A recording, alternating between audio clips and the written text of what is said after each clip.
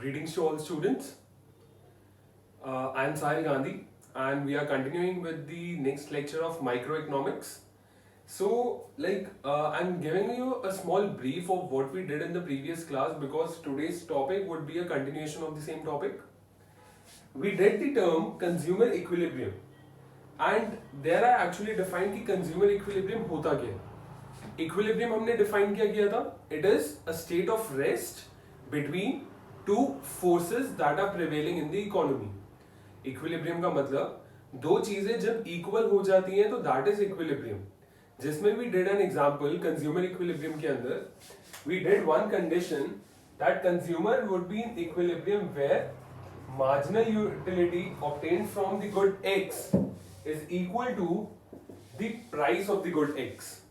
This was the condition that we did for consumer equilibrium, जिसके लिए graph जो दिखा था हमें कुछ इस तरीके का कि हमारा जो प्राइस का कर्व होता था that remain constant and along with that जो हमारा मार्जिनल यूटिलिटी का कर्व था वो डाउनवर्ड स्लोपिंग था, जहां पे इंटरसेक्ट करता था. This was my equilibrium. This is what we did in the previous lecture and this was with respect to one commodity and that commodity was good X, right? So now we would be proceeding with a two commodity case कि यार ये तो हमने एक example लिया था कि अगर कंज्यूमर मार्केट में जाता है और वो एक गुड खरीदना चाहता है तो उस एक गुड को खरीदने के लिए वो कैसे चेक करते हैं कि मुझे कितनी क्वांटिटी खरीदनी है. बट हर बार क्या होता है कि we are not going to buy a single commodity in the market. We are going to buy multiple commodities. So now we are switching to a two commodity case. A single commodity case था. We are switching to a two commodity case and we will actually discuss कि वो two commodity में होता क्या. Let's see. I'm making a small table which will make you understand it with a really very good pace. I'm taking good X. इसका price of Y. Marginal utility of X and marginal utility of Y. Quantity. Example मैं ले रहा हूँ that price of X remains same. मतलब अगर मैं quantity ले रहा हूँ 1, 2, 3, 4 and 5. Price of X I am assuming कि वो 10 रुपए फिक्स है. मैं पिछले वाले कंटिन्यू कर रहा हूँ. पिछले वाले में हमने चिप्स का पैकेट खरीदा था 10 रुपए का और उसमें हमने प्राइस फिक्स कर दिया था और उसमें मार्जिनल यूटिलिटी हमने कुछ इस तरीके की ली थी 15, 12, 10, 7, 2. This was the marginal utility that we were getting. यानी this was the satisfaction that we were getting from consuming this particular unit. पहला चिप्स का पैकेट खाया तो satisfaction 15 की मिली, दूसरा खाया 12 की मिली, तीसरा खाया 10 की मिली, चौथा खाया 7 की मिली and so on. मैं यहाँ पे हमारा एक commodity खत्म हो गई. I am talking about the other commodity as well. I am assuming वो other commodity जो है that is a chocolate which is worth rupees maybe 5 rupees. 5 रुपए की चॉकलेट है, बिल्कुल इंडिपेंडेंट लेके चल रहा हूं अभी. 5 रुपए की चॉकलेट है, हो सकता है पहले यूनिट से we got a satisfaction of may be 8 rupees, second वाले से सैटिस्फैक्शन मिली 7 रुपीज, थर्ड वाले से सैटिस्फैक्शन मिली 6 रुपीज, फोर्थ वाले से मिली 5 रुपीज, अगले वाले से मिली 4 रुपीज. यानी मैं खर्च 5 रुपए रहा हूं, सैटिस्फैक्शन 8 की मिल रही है.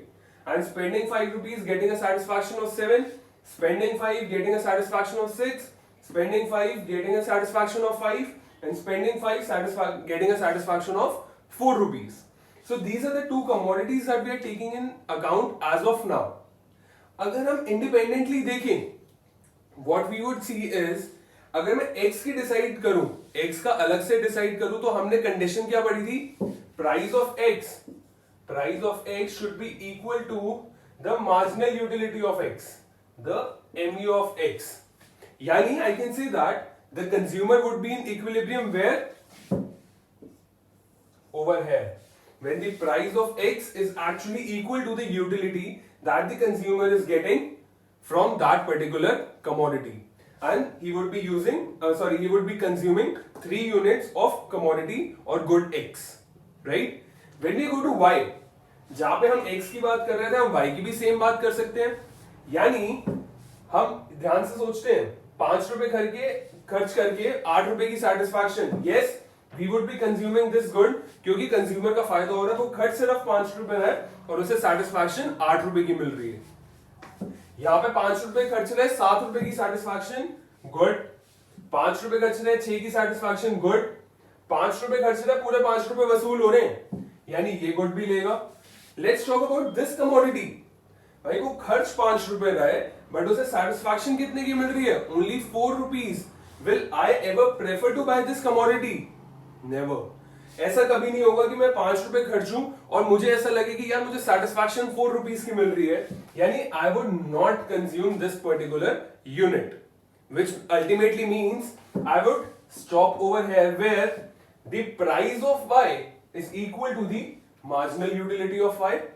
Yani I would get the equilibrium for Y on consuming 4 units. Right? Yani I can say that यहाँ पे condition क्या होगी? Price of Y is equal to marginal utility of Y. Valid? I hope इसमें कोई doubt नहीं है, right? हम इसी को कंटिन्यू करते हैं। मैं कहता हूं मुझे ये भी चाहिए एंड ये भी चाहिए। जब मैं कमोडिटी एक्स ले रहा हूं, गुड एक्स खरीद रहा हूं, तो मुझे ये कंडीशन चाहिए, मैं साथ ही साथ गुड वाई खरीद रहा हूं तो मुझे वो कंडीशन भी चाहिए, यानी I am rubbing this part, या फिर ऐसा करते हैं, ठीक है, मैं रब नहीं कर रहा, मैं सिर्फ ये ऊपर वाली हेडिंग्स हटा रहा हूं, ऊपर वाला एक रो हटा रहा हूं। यानी I can say that I want mu of x equal to p of x and mu of y equals to p of y, right? अगर मैं कह दो ये कहां पे हो रहा है? यूनिट 3 पे, यानी 10 इज इक्वल टू 10 एंड यहां पे क्या हो रहा है? 5 इक्वल टू 5। मैं इसको एक लिखने का तरीका, रेशियो फॉर्म में लिखने का क्या तरीका होगा? mu of x upon p of x is equal to mu of y upon p of y. This is my condition for consumer equilibrium, यानी 10 upon 10 वैल्यू लिख देते हैं, 10 upon 10 is equal to 5 upon 5, value cut के क्या आ रही है? 1 is equal to 1, which is actually verified.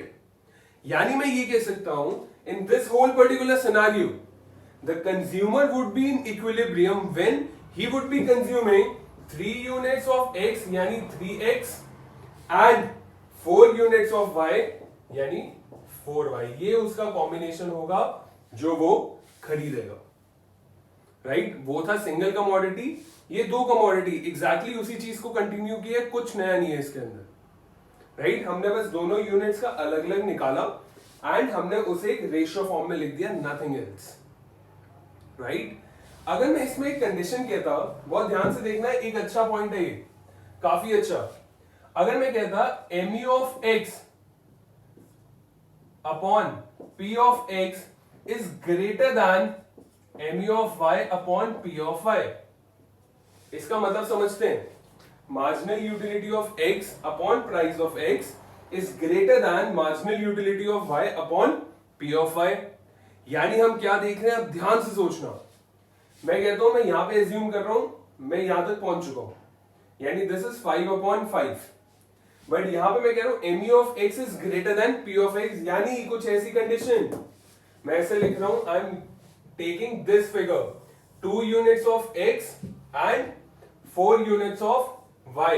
मैं इस फ्रैक्शन के अंदर डाल के देख रहा हूं, बहुत ध्यान से देखना, बहुत इजी है, बच्चे कंफ्यूज हो जाते हैं, बट टेक इट और watch it with full concentration. छोटी सी चीज, मैं कहता हूं 2 यूनिट्स ऑफ x जब वो ले रहा होगा तो क्या होगा? mu of x is 12, mu of x is 12 upon price of x 10 is greater than 5 upon 5,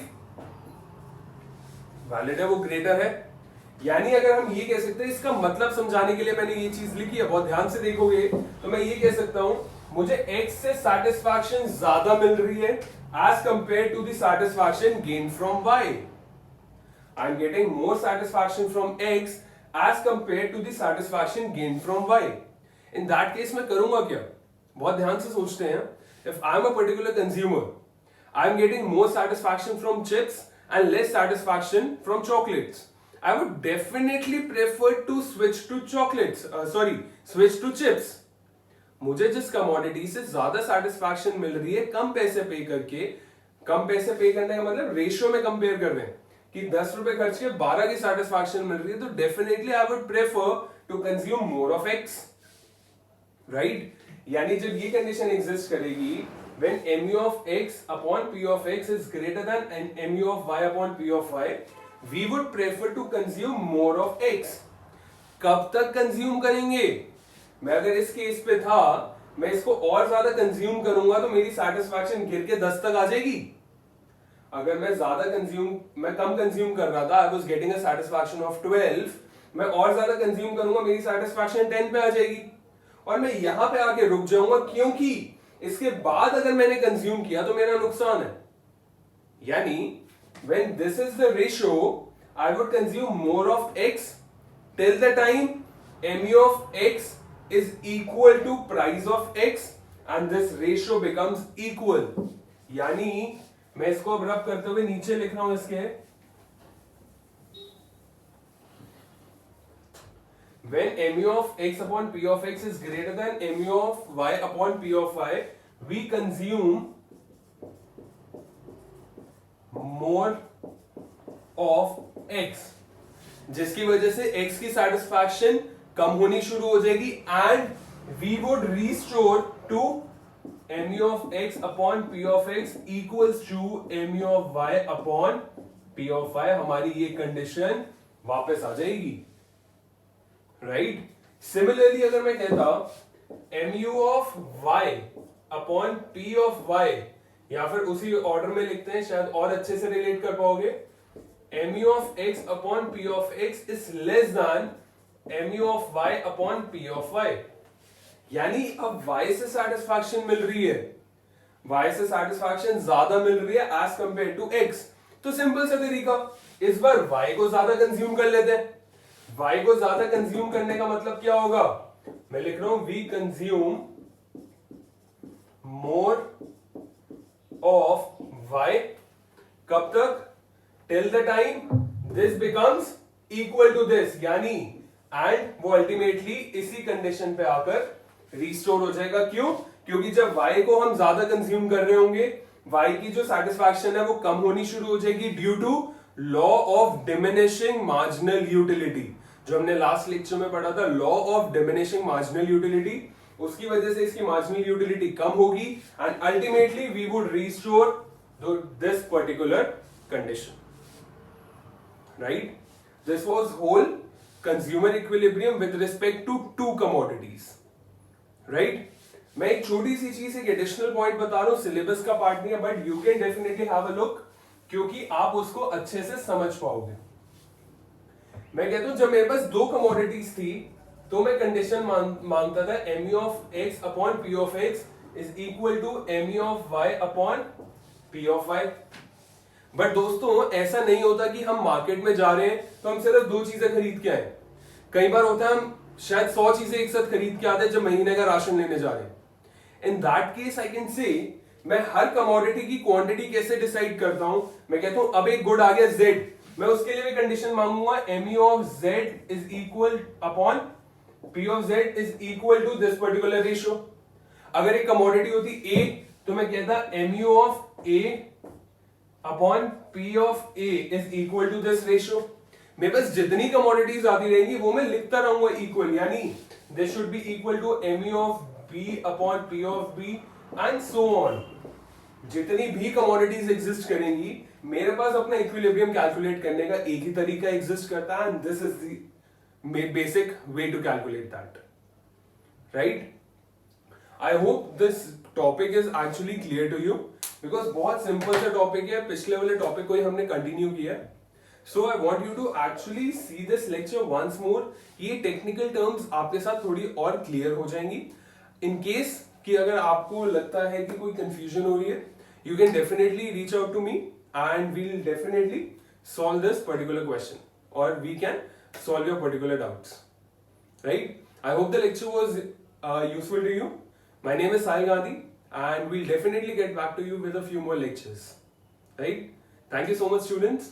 Have a great day.